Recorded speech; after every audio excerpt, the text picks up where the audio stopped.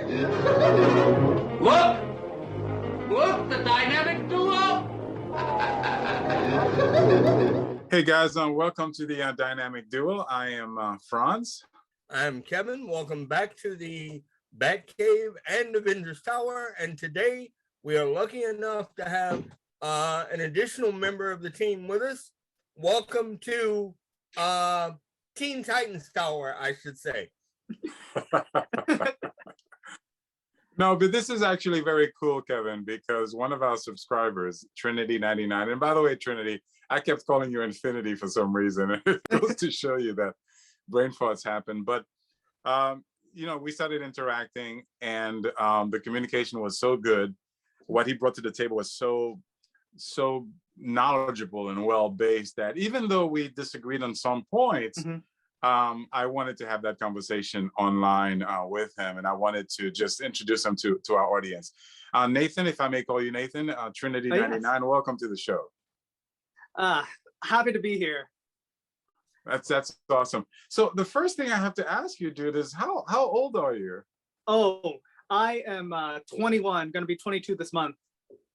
Holy crap. So that's very cool to me. That's very, very cool to me because it's fascinating. Because you bring a perspective to comics that, frankly, even people my age don't have. You're old school. You're more old school than we are. So where does that? How did you get into comics, and where did that come from? Well, it all started. My dad used to take me to the library, and I used to get all these superhero DVDs, and one of my favorites was the first couple seasons of Super Friends, and so that really shaped me as like an old fogey, if you will. And what started me into comics was the first comic I ever got. I think I actually, yeah, I have it right here. It's the Batman Showcase. Yes. Yes. Art mainly by Carmine Infantino, and that's what really got me started in Batman. So what worked me right away was that, you know, the Batman of the Silver Age is a lot different than Batman as we know it today, right? Absolutely. And I was just, when I was growing up, the Batman that was published, when I started reading, when I was like 8 or 9, was the Grant Morrison's Batman run, which was really special to me because Grant Morrison has this very much talent that he can like combine different interpretation, or I should correct that myself on that. They combine different interpretations of the character, and they manage to like make the story flow very well. And they really specialize in high concept, I'm just gonna say high concept stories. Gotcha. Where they establish like the villain, and they really build up to that, and they establish the mythos, and they build on top of the mythos. And one of the special things about Grant Morrison's run is that DC published the Black Case book, which had a bunch of stories that Grant Morrison referenced that brings it all the way back to Bill Finger. And that's how I got introduced to Bill Finger's writing. And interesting. Yeah. And by the time, you know, 2011, when Flashpoint happened and the whole New 52 happened, I was actually pretty disillusioned with comics at the time because going in, I thought, you know, Flashpoint was like, oh, this is going to be my Crisis on Infinite Earths. I'm going to feel the way people feel back in the 80s when everything changes and they're going to have like a new status quo. But when they got to it, it was like, wow, this is really disappointing. Not to knock all the Flashpoint books or New 52 books, because there are good ones on there, but you know, just the whole entire like change to the concepts and how they just doesn't feel like the characters anymore. And that's when I started to realize that by the time I read the characters, they were already diluted from their original forms. So that's what made me start to go back and research everything. Well, that's fascinating to me. I should also bring up my mom was also a big fan of the X-Men TV series back in the 90s. And so, she was also a reason why I got into comics, because she had all these collectible cards with all the X-Men stuff on it. That's fascinating to me. That's really, really fascinating to me. That first of all, that at your age you would be disillusioned. What you have to understand is that we have been disillusioned for as long as you've been alive. So to give you a brief history, and I think Kevin, you'll have a chance to share your thing. But what happened with us is that around the 90s, the changes were becoming much more significant, particularly with Marvel. And so, you know, we as fans started becoming disillusioned and wanted to go back to the roots. And so I went back to my roots. But it's interesting that you went back to roots that really weren't your roots. You went back to the roots. Yeah. And that what I find interesting is that, and I find it fascinating because most people assume that the current stuff is the best stuff, or the quality stuff. In other words, they assume that when they're watching Star Trek, for example, that most kids watching Star Trek laugh at Captain Kirk because it's, you know, the special effects are so cheesy and they just think it's silly. And they assume that, hey, look, if you want to watch something of quality, something that makes sense, you need to watch a modern type of Star Trek type of thing. Whereas actually the magic, the juice, the marrow of it all comes from that original series. So it's fascinating to me that you were able to see through the veil of all the flashiness and get to the core root of what makes these characters special and appreciate that rather than the flashy. Kudos to you, I'd say. Yeah, the thing about the older comics is that they're not up to date with the stylistics, but they're very good with their craft. Correct. Because they had to be, because you know, Superman, you know, he started a whole entire genre, Jerry Siegel and Joe Shuster. So they obviously were doing something right, but I don't think people analyze just exactly what they were doing right and what made the character special, even all the way back then.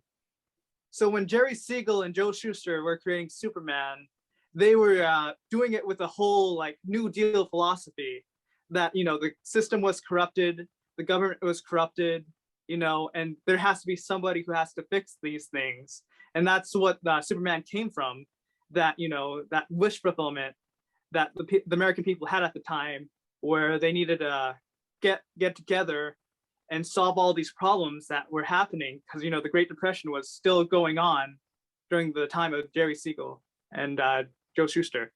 So, but nowadays you see Superman through a very Frank Miller lens, where he's like a Boy Scout, he's like a government floozy. But, you know, the whole reason behind Superman and why Superman's not a cop is because the cops were corrupt in the initial Superman cartoons. I mean, cartoons and comics. Yeah, and so for superheroes to work, the system can't work, because it's the system that causes all these issues within the society. That's why Batman's not a cop. He's Batman because the system failed him, because they couldn't find his parents and killer. So they couldn't find his parents' killer. And so Batman has to take on the responsibility himself to create justice. But slowly that became like, now it's just he has all this vengeance inside him. But the initial Batman stories were more about justice. In fact, I think the initial Batman stories were a bit more optimistic than Superman, because in the Superman, all the systems were prone to corruption. But in Batman, you know, Batman relies on police assets like Commissioner Gordon. And so for Superman, since he's a reporter, his role is to like play like he sees things that are systematic that nobody else sees, and he exposes them for what they are. And then after he's done reporting and finding all the facts, he goes out as Superman to fix them. But the first thing first is that he has to get all the facts straight first. Well, as Batman, he usually just gets information from Commissioner Gordon that there's a sky that the police can't solve because, you know, they're too powerful or too smart for them. So Batman and Robin have to step in and help them out. So interesting. Yeah. Kevin, what's your take on this? Because you're kind of a DC guy, much more so than I am. What do you think? Well, first of all, Trinity, let me openly say, I think I love you. And again, as Franz said earlier, welcome to the show 1,000 times over. And I want to personally thank you, as Franz did, for your point of view. I love what you're saying. You're quite correct in a lot of it. Let me ask you, since you seem to have a little bit of an affinity for Batman, and especially some of the older and early material, what is your take on the involvement of the old 60s series in the Batman history and mythos? Because a lot of comic fans and a lot of Batman fans like to dismiss the Adam West series. I'm not one of them. I love that show. It's one of my favorites. But what are your thoughts on that? Okay, the funny thing about the Adam West series is that I actually grew up with it too, because there was this television network called The Hub, which I think is now like National Kids like Discovery something or other. But back then they used to play old reruns of the Batman 1960s cartoon.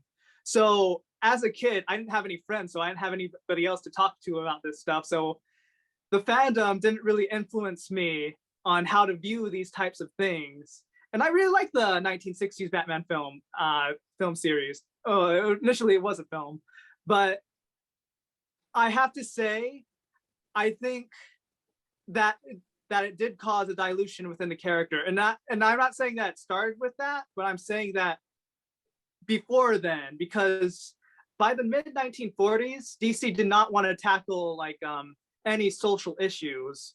And a big part of the initial Batman stories is how crime starts and how the system fuels crime and how all these criminals are being are poor people trying just to make a living in the world.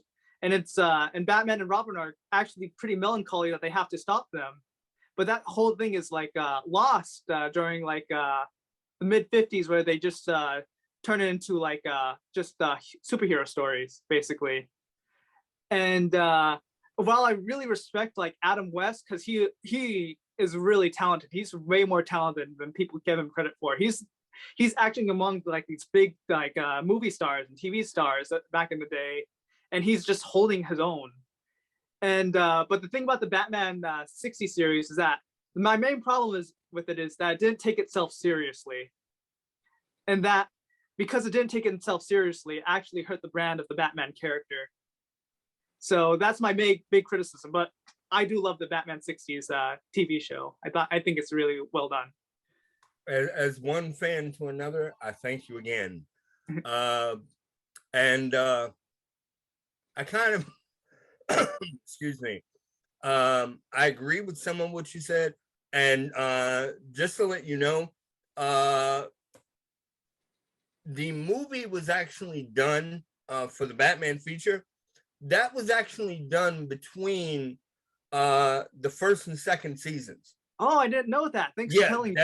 That's where they inserted it. Originally, when they were putting everything together for Batman, the movie had been suggested before they even shot the original pilot and started the series, but the idea was thrown away. They said no. And they went back to it when the series hit as large as it did and decided, okay, let's do the movie. And from what I understand through my own research and even talking to some of the stars that I've met from the show over the years, the production and the stars and all concerned were given like 2.5 to 3 weeks of a small vacation, and they started the movie, shot the movie, stopped, were given like another 12 days of time off, and then went right back into season 2. Wow. They had no time off. I mean, it was there, but it was no time at the same time. Yeah, that just Trinity, I've got a question for you. What's interesting to me is that not only do you get into the old stuff and appreciate it, which I can understand that because that's where the magic is. But what made you kind of want to study it? Because you're very, very knowledgeable, not just with the history of the characters, but with the history of the industry in general. Who did what, when it happened, and so on. What made you get involved in that aspect of things? So flash forward a couple of years, I quit high school to go to community college early.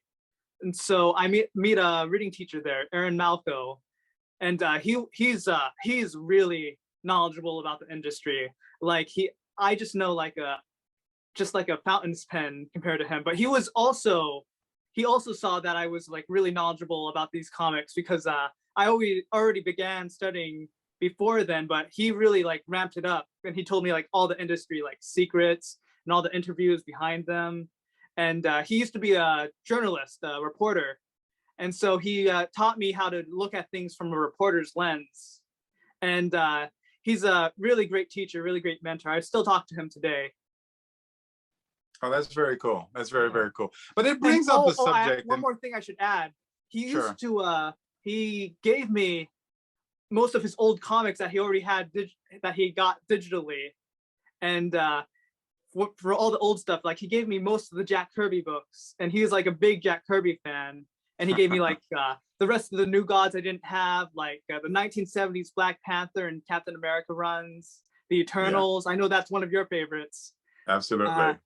Yeah, and just a whole bunch of Kirby stuff, and that's when I really started to get into Kirby.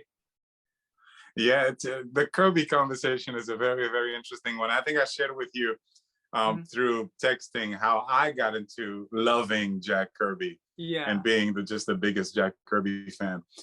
Growth rather than change, and to me, it's a fascinating conversation because what happens is when you look at a Batman and you look at the first iteration of Batman, and then you get to the 1960s TV show, and then you get to the 70s, you know, the Neil Adams stuff, and then you get to the Frank Miller-ish type of Batman. Each generation, in a way, has its Batman. And so each generation has a legitimate claim to say, this is Batman.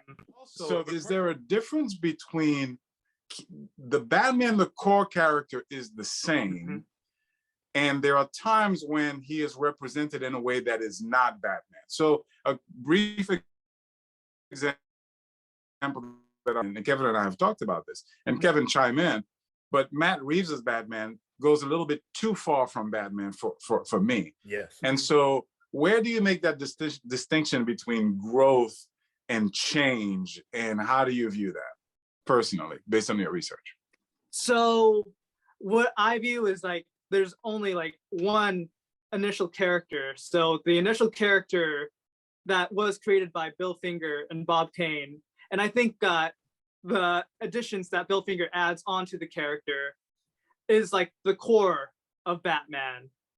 And that I'm not a big fan when other writers change things, like change Bill Finger's stories to fit their own narratives. Like, this is a very unpopular opinion, but I'm not a big fan of Alfred raising Bruce Wayne, because initially they meet as adults. It was Robin who was the start of Batman's support system, and by having Alfred, you know, go back and you know, be that mentor to Bruce Wayne, it takes away Batman's growth as an individual, because it puts it in somebody else's hands, and it takes away Robin's role as being like the first support system that Batman has. And it really takes away the empathy that Batman had in that first series, because by that time, there's like no indication that Batman had like a stable home and family life. And during the Depression, child abandonment was a real concern, because there's like a lot of parental neglect, and Batman was neglected by his parents because they were killed and taken from him. And so for him to see that in Robin and see himself in Robin, that really changed the character in a good way, because I think we mentioned this before, he started off as a plagiarism of the Shadow. Absolutely. And so when there was like 3 stories that made Batman Batman. There was first his origin story, which really shaped how the character's psychology is viewed and his motivations, which is completely different than the Shadows, who is a World War II veteran. Batman's wealthy socialite who lost his parents as a child. The second one was Robin, because I think actually Robin is a more innovative character than Batman, actually, because he was the start of all the sidekick characters. And while Batman was like a Cape Crusaders, there's been like a lot of Cape Crusader type characters, but that was like the first sidekick character. And the introduction of the Joker, because while Batman had like different villains and like big villains like Hugo Strange and the monk, vampire monk before then, it was really the Joker who established the core concept of Batman's character, which is that he tackles on criminals that the police can't handle and that they are unable to handle. And those 3 things are the core to Batman to me. And when things start to get like changed, like when you do get to Frank Miller's Batman, Frank Miller, I think he admits this, that he wasn't that into like the source material besides the first year of Batman. And so you're taking Bill Finger's less developed idea over his more developed idea. And then so now you have Batman using tanks and guns. And while that was there initially in the character, that wasn't true to Finger's core philosophy. And when Ellsworth, his editor, said Batman shouldn't kill, Bill Finger realized within himself that he wasn't being authentic to himself. And so I think that was a good change to the character, and that should stay. And that's the difference between, because most people say, oh, Batman used guns in his first appearance, and other writers changed that with him. But it was actually Bill Finger who changed that. So it's the creator's developed intent rather than the other writers adding on to the character that I say is organic. And there could be organic stories by other writers, but they have to stay true to the character. They have to stay true to the continuity, and they have to feel earned in a way. I couldn't. And they can't change the core character concept.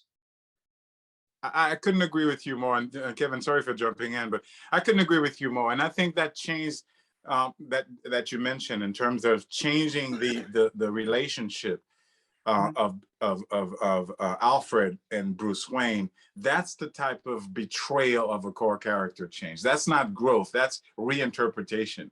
And that's a mistake.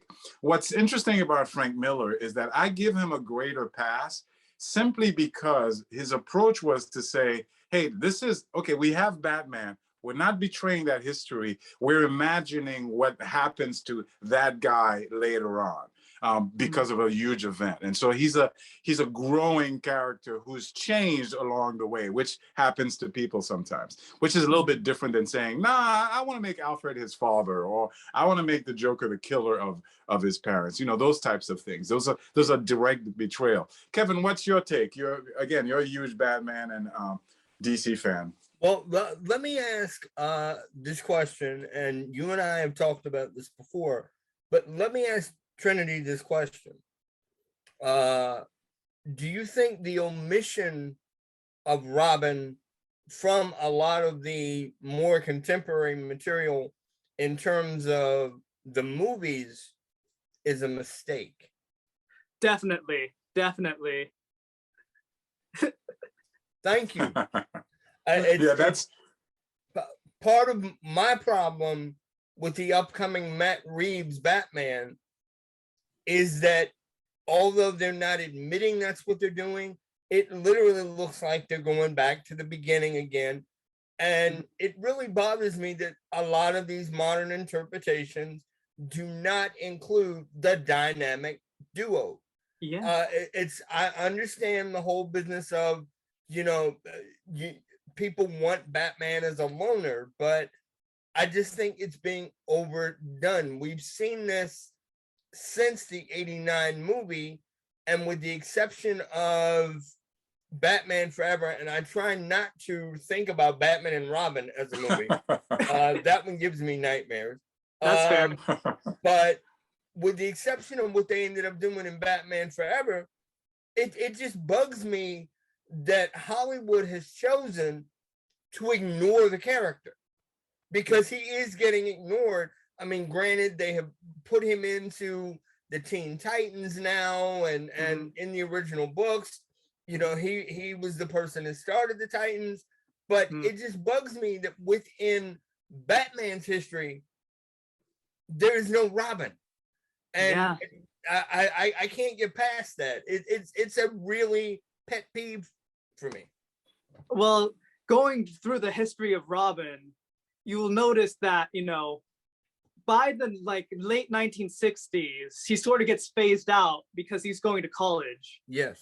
And I think the reason is because it's for writers, it's a very unconventional storytelling mechanic to have Batman having a consistent relationship, which doesn't change over time, but is a positive and healthy one. And a lot of these writers feel like the core of a story is conflict, so they cause those conflicts. Then this is a bit controversial, but by the time that Marv Wolfman, you know, makes Robin into Nightwing, and makes him more associated with the Teen Titans rather than Batman and Robin, I think that marks a very well, I won't say a bad turn, but it's not staying true to the core character concept.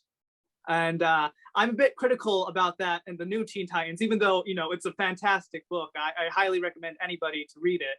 But I'm not a big fan of everything that Marv Wolfman does to Robin. If that makes sense. Is that who you meant by is that who you meant by your comments in terms of the people you said we revere? Yeah, because I saw the Marv Wolfman interview and I was like, oh wow, these guys. Again, for me, I would put Marv Wolfman in the same category as I would put Frank Miller. And it's interesting because Frank Miller has admitted that he didn't have the intention of impacting the industry the way he ended up impacting the industry. That's not what he meant to do. He just wanted to do a version of Batman that depicted a later staged Batman. The reason I give Marv Wolfman a pass with respect to Robin is because, again, it's a growth situation for me rather than a change situation. This is Teen Titans, I mean, was way back in the 60s. Robin had started to branch out and doing things on his own as a character. He is now part of the Teen Titans. And let me admit one thing. I am not knowledgeable enough about the DC universe. I don't know the Bill Finger Batman. I don't know the original. I mean, let's go. We can talk Marvel all day long, but I don't know that stuff. So I don't want to opine and say that I don't think that he changed Robin's personality or his character, because I don't really know that character. As I look at the new Teen Titans, I see a growing character rather than a change of character, even including, and in fact, that growth was actually very well done, in my opinion, including the transition from being Robin to Nightwing. So the thing about, so like you said, it's how the person views it, how the fandom views it, because you know, DC doesn't do a good job about republishing their older stories or presenting them in a way that's respectable. And so when people go back to the source material, they're going back to make basically fun of it. Because I hate that, by the way. I hate that. Yeah, and because, you know,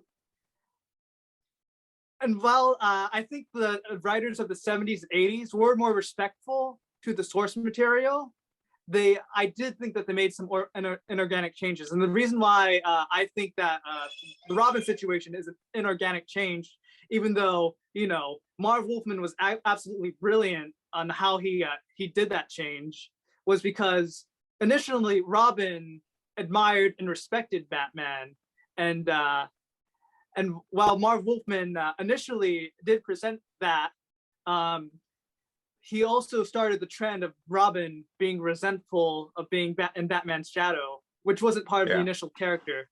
So that's the inorganic change. And those little inorganic changes, as you mentioned, kind of sprawl out into like whole different like just brutal continuity retcons and stuff. Correct. So while they're not intentional about it, those changes do have an effect on the industry.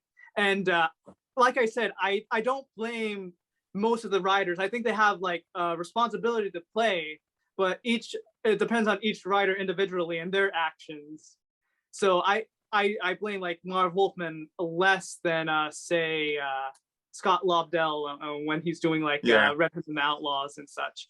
But I do mostly blame the publishers, because behind them, they are actually just trying to copy what is successful rather than supporting what is being creative and authentic to the characters. Correct. They go for the lowest common denominator. They go for the gimmick. And while they achieve short-term success with those gimmicks, in the long term, they're diluting and ruining the characters. And that's what results in characters disappearing, like Shadow and the other types of, Doc Savage and these kinds of guys. So two things that I want to ask you before we close off. I know that you're interested in writing a book about this. Tell me about that, and what's your thought there? So I'm still doing there's a lot of research. I'm just barely scratching the surface. So what main started was my conversations with Aaron, and how he really opened my eyes to the injustices of the system. And not a lot of people know about this, but the reason why the original creators of DC in the like 1960s were fired and blacklisted from the company and didn't get any more work for them was because they wanted fair health care and a pension. And, and I read like all these different interviews about how toxic, the editors were and how stifling they were creatively. And that really had an effect on their work because, their 60s stuff isn't their strongest stuff. And people judge them because of their 60s stuff rather than what they wanted to do and what was authentic to them, because they had to deal with censorship by the Comics Code Authority, which people say blame the government for, but it was actually, by the mainstream comic book publishers, and they used it like basically to form an oligarchy and just, banish other publishers that didn't follow their rules, like Eerie Comics, EC Comics, with Tales of the Crypt Keeper and stuff. They completely ruined that publisher. And I just want to make people more aware of like there is injustices in the system, and everybody, even the fans, the writers, the publishers play into them. But in order to go forward, we need to address that there is a problem and that it is systematic, and that we need to change the way we think about comics in order to change the system so that we can have a better supportive, more creative, more successful comic book industry. Interesting, fascinating. Two things that I would tell you: absolutely go for it, dude. Just start. Start writing the book, get it done, and you will do the research based on what you're writing. So don't just wait on doing all the research, but start writing the process, and then you'll discover what you need to research further on. Obviously continue to do research, but I'm saying don't wait until you finish your research, because that will never happen. The second thing that I would advise you is always take things from multiple, and I think you do that a little bit, but I think sometimes you're a victim to it as well. Look at all the sides. Look at all the sides and weigh all the sides, and then come to a conclusion. Sometimes we get into confirmation bias, and we think, the comic book industry is bad, and therefore they're bad, and that's the point of view that's brought forth. And sometimes the truth is a little bit more nuanced than that. So I would just give you that, have a broader perspective of different opinions, and speak the truth. Certainly the things that you talked about are things that people need to know. What's your vision of the future? Last question. What's your vision of the future? Where do you think this thing is going? Do you think creators have more rights than they used to have? Do you think the industry is in decline? My brother, Ralph, thinks it's gonna all collapse. Where do you see it going? Well, I think one of the problems with the industry is that they think these characters are infallible, but they're really not. And, you know, bigger titans have fallen beforehand. Yep. And so where the industry is going, that's a very interesting question, very deep question. Whether the creators of now have more creative freedom than they had before, I think they have actually less creative freedom because they're working with other people's characters. And when you're working with other people's characters, you know, there's always that some philosophy that you don't necessarily agree with. And when you don't agree with that philosophy, it kind of dilutes the characters because you're not being true to yourself or true to the philosophy of the character. And so I would like to encourage like more creativity and like moving away from these older characters who already have been, you know, diluted enough to like be completely different characters as they were before, as you noticed. And what I would encourage people to do is be more supportive of like the original creators. Like recently, Marvel has sued the original creators' estate, the Ditko estate. Well, the other way around, the Ditko estate sued Marvel. Actually, they wanted to terminate the copyright rights. So, and basically that stems from the 1976 copyright law, where, you know, people can terminate the copyright rights because they extended the copyright for 19 years, 56 years to 75 years. So they are perfectly within their rights to do so. But it's Marvel who sues because they say that they're work for hires, and so therefore the characters are owned by the company. And whether that's legal or not, you know, that's up for the courts to decide. But I don't think of these things like as a legal perspective, or like whether, you know, whether the legal perspective is the right perspective and then whether it's the ethical perspective or the moral perspective. I think of it as you know, these creators really suffered because, and their families suffered because they didn't get the recognition that they deserved.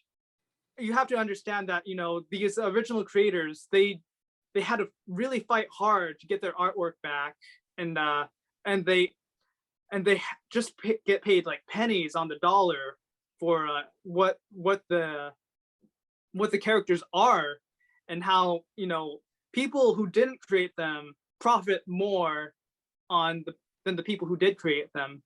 And I feel like that's just an injustice. I think this was great. It was a pleasure to meet you again. It was a pleasure to meet you too. Kudos on everything. Kudos on your knowledge base. Kudos on your thought. You know, congratulations on being a pretty cool young man. Kevin, did you want to add anything? All I can say is I completely agree with my partner. Welcome to the family, and continue writing, continue researching, continue being a fan. Don't let anybody stop you from being a fan. Don't ever, even though this may sound like an old statement, don't ever make anybody allow you to feel bad for being a fan of any of the material, whether it's DC, Batman, Spider-Man, Marvel, wherever it's from. Do not ever make excuses for liking this material. Absolutely. And as Franz said, press on. I'm looking forward to reading the final chapter of the book. And you know, stay with us, please. Thank you so much for having me on. It's been a pleasure. Come back and see us.